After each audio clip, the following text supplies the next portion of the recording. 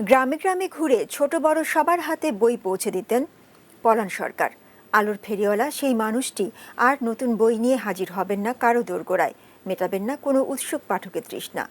শুক্রবার দুপুরে ৯৮ বছর বয়সে রাজশাহীর নিজ বাড়ি থেকে অনন্তলোকের উদ্দেশ্যে যাত্রা করেছেন তিনি। আলোর ফেরিওয়ালা এই মানুষটির প্রতি এটিএন নিউজের শ্রদ্ধাঞ্জলি। বই পড়া হয়ে গেছে। ভালো লাগছে। হ্যাঁ, খুব ভালো লাগছে।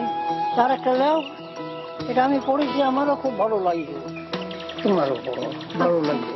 একটানা ৩০ বছরের বেশি সময় ধরে এভাবেই হেঁটে বই বিলি করে বেরিয়েছেন তিনি। রাজশাহী অঞ্চলের বেশ কয়েকটি গ্রাম জুড়ে তিনি গড়ে তুলেছেন বই পড়ার এক অভিনব আন্দোলন। তিনি আলোর ফেরিওয়ালা পলান সরকার।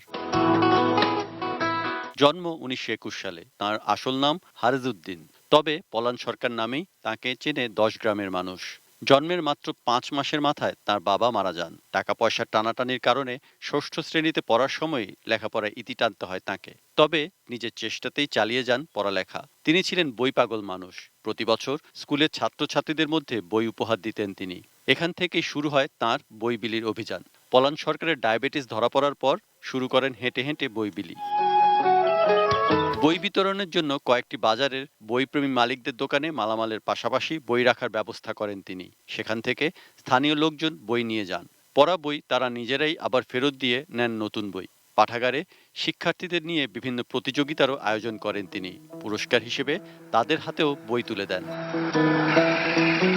বই পড়ার এই আন্দোলন গড়ে তোলার জন্য পলান সরকার ২০১১ সালে ২১শে পদক পান। সারা দেশে তাকে বহুবার সংবর্ধনা দেওয়া হয়েছে। তাকে নিয়ে সায়াহ্নে সূর্যোদয় নামে একটি নাটক তৈরি হয়েছে। পলান সরকার যতদিন বেঁচে ছিলেন ছড়িয়ে দিয়েছেন আলো। সেই আলোর ফেরিওয়ালা চলে গেলেন।